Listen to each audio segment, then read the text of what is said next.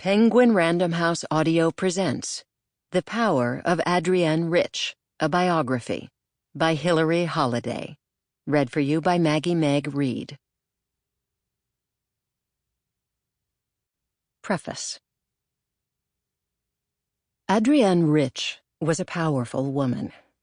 Throughout her long life and career, she marshaled the power of her formidable mind in the service of art and social justice. Her father, a brilliant scientist and scholar, made sure she understood the power of knowledge and the power of language. It was implied throughout his many years of insistent, bullying tutelage that if she could write better than everyone else of her generation, she would have his undying respect and a place in the annals of immortal literature. An assimilated Jew who declared himself a deist, he held out to her the possibility of life after death if only she would devote her entire being to the art form he had chosen for her. Dr. Arnold Rich's message was so irresistible, she could hardly distinguish between his directive and her desire to fulfill it. She gladly gave her life to writing, especially the writing of poetry, for poetry was as close to a religion as anything she would ever know. From a young age, she saw herself as a chosen person whose life mattered a great deal. She had her self-doubts and vulnerabilities, but she knew she was smart, and if she followed orders, her father's and her own, she was certain she could achieve her lofty goals.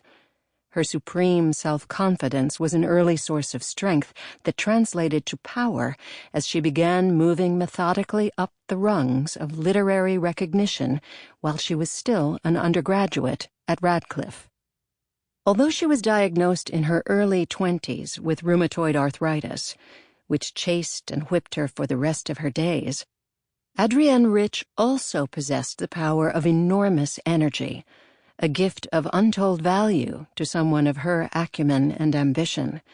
Her sister, Cynthia Rich, told me in the first of hundreds of email messages we traded over a period of 5 years, "Like my father, my sister was a genius who didn't need much rest and wrote many letters every day while writing essays and books and lectures and reviews and also writing poetry while teaching and cooking and raising children and dealing with physical pain, and more."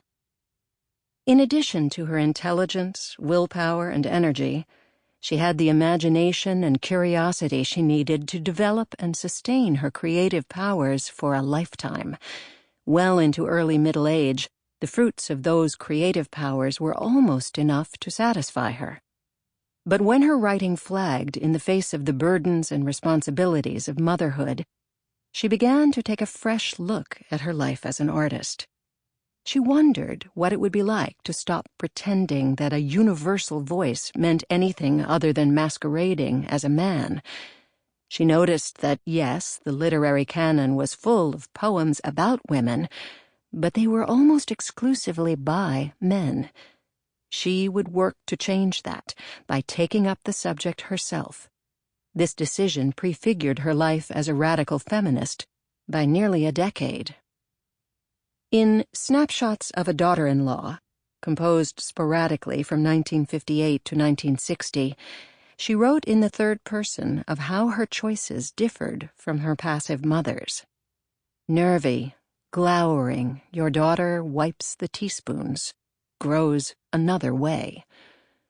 And at the end of that poem, the first unmistakable harbinger of the feminist powerhouse she would eventually become, she sketched out a new kind of woman who was long about her coming, as she phrased it, but drawing nearer all the time. Her mind full to the wind, I see her plunge breasted and glancing through the currents, taking the light upon her, at least as beautiful as any boy or helicopter, poised, still coming, her fine blades making the air wince, but her cargo no promise then. Delivered, palpable, ours. It was almost as if these lines were composed in retrospect, so sure was Rich of her eventual transfiguration. But she was right about being long about her coming. 8 years passed before she limned the changes she was undergoing in a poem called Planetarium. Through the isolate figure of Caroline Herschel, the rare woman in the male world of astronomy, Rich remained at a remove from her true subject. But in the closing lines, she speaks for herself. I have been standing all my life in the direct path of a battery of signals, the most accurately transmitted, most untranslatable language in the universe. I am a galactic cloud so deep, so involuted that a light wave could take 15 years to travel through me, and has taken. I am an instrument in the shape of a woman trying to translate pulsations into images, for the relief of the body and the reconstruction of the mind. This was Adrienne Rich in 1968, an instrument poised to change her life and many minds, including her own. At the peak of her fame in 1978, on the first page of The Dream of a Common Language, the greatest poetry collection of her career, she published Power. In mounting certainty and dread, the poem works its way toward the controlling metaphor of her life and the central argument of this book. To get underneath the skin of this poem's pain is to know the bones and sinew and heartbeat of this singular woman who devoted her entire life to writing. Her California death certificate specifies occupation and years in occupation. Rich, who died at 82, is identified as a poet who worked for 70 years. The poem begins solemnly, the clusters of words spread out, as if awaiting inspection. Living in the earth deposits of our history. Today a backhoe divulged, out of a crumbling flank of earth, one bottle. Amber. Perfect. 100-year-old cure for fever. Or melancholy. A tonic for living on this earth in the winters of this climate. The story appears to describe something that happened in the poet's neighborhood, perhaps on her own property. For most, the bottle would be of only passing interest, but in Rich's mind it is caked in irony, streaked with meaning. People long gone needed the cure the tonic purported to offer and would have wanted to believe it could help them. They were willing to be fooled. In the absence of editorial commentary, the poem's empty space seems to weigh their naive hopes against the inevitability of their suffering. The third stanza is much more conversational and direct, as Rich suddenly announces her presence in the poem. Today I was reading about Marie Curie. She must have known she suffered from radiation sickness, her body bombarded for years by the element she had purified. It seems she denied to the end the source of the cataracts on her eyes, the cracked and suppurating skin of her finger ends, till she could no longer hold a test tube or a pencil.